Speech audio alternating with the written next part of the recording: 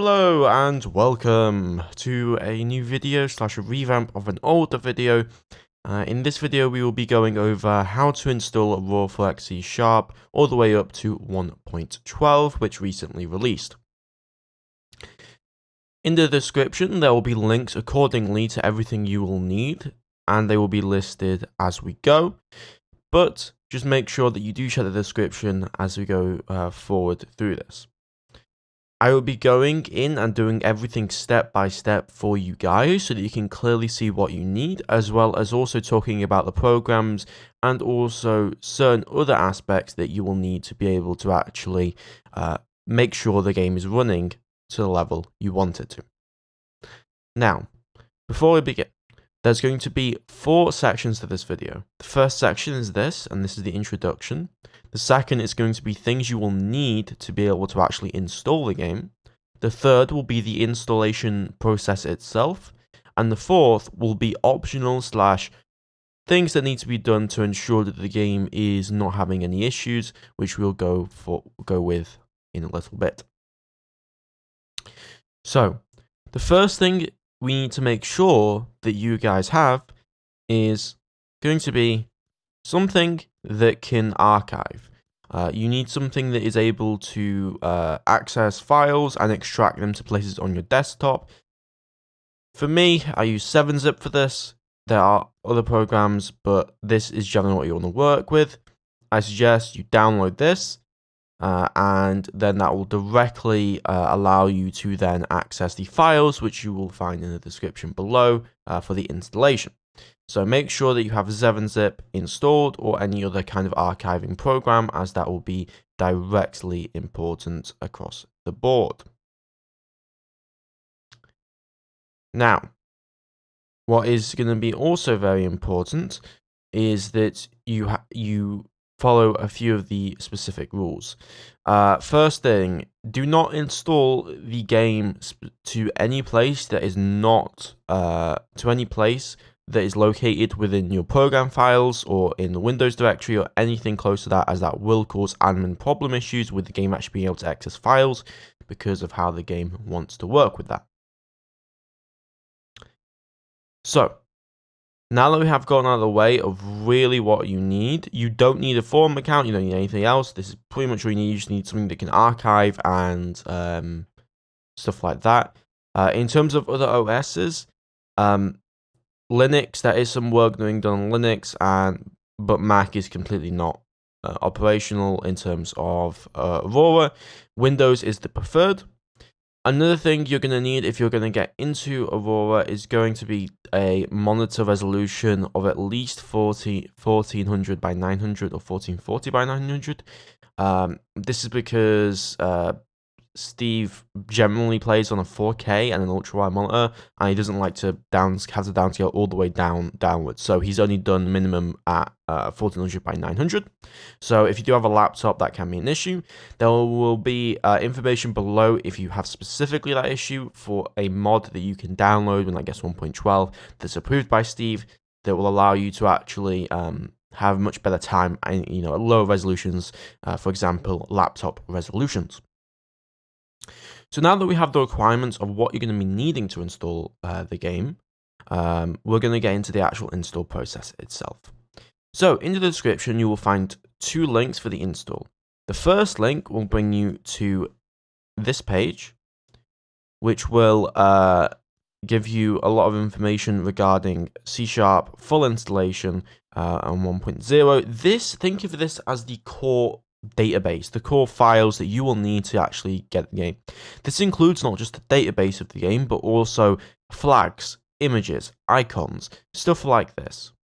So you're going to want to download this when you can, and then you want to go and open it in 7-zip.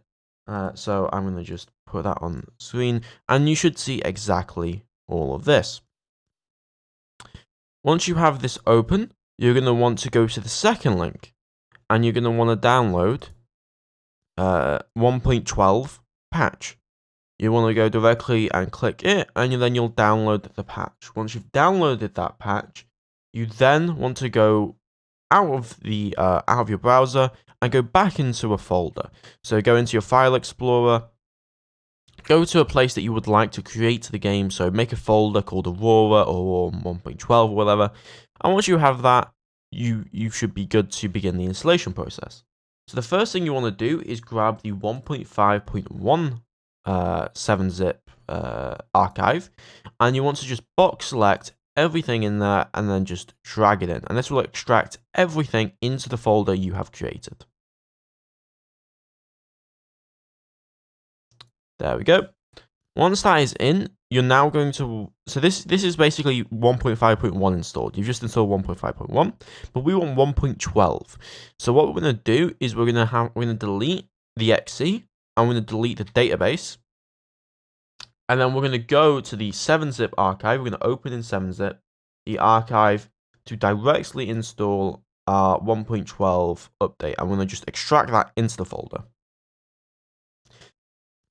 Now that that's been extracted, you basically have the entire game installed.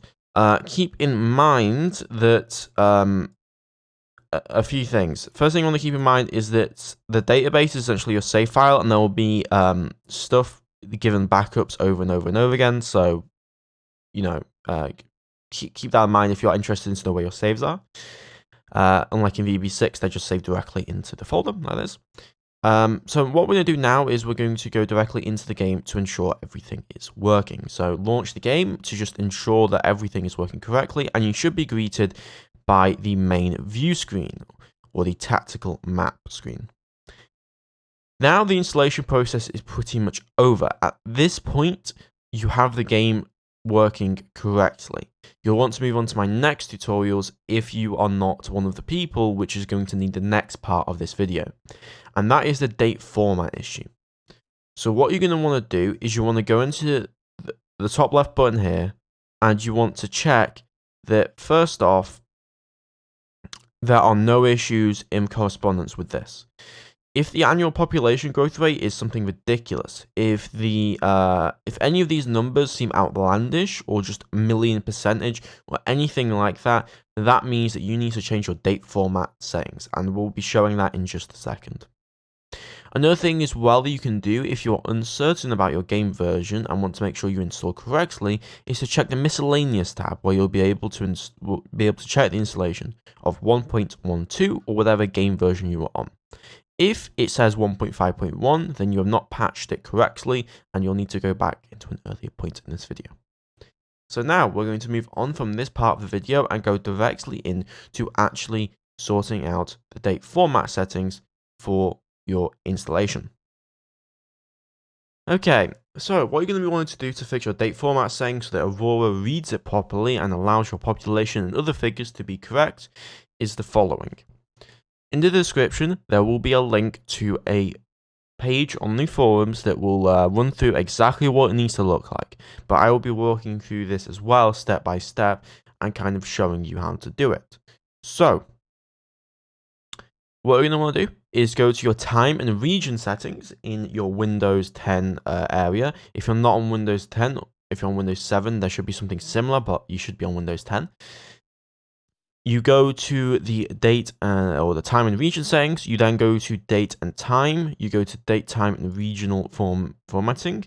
You then go to additional date, time, and regional formatting. You're going to select region and then do change time or number formats. And then you're going to go over here and you're going to make sure that it is set up to the way this is set up. Okay, so you want to make sure there is no comma in these areas, okay? And you want to make sure that everything matches up to what this looks like. Otherwise, the game will not work. This is the UK formatting way of doing it. So keep that in mind.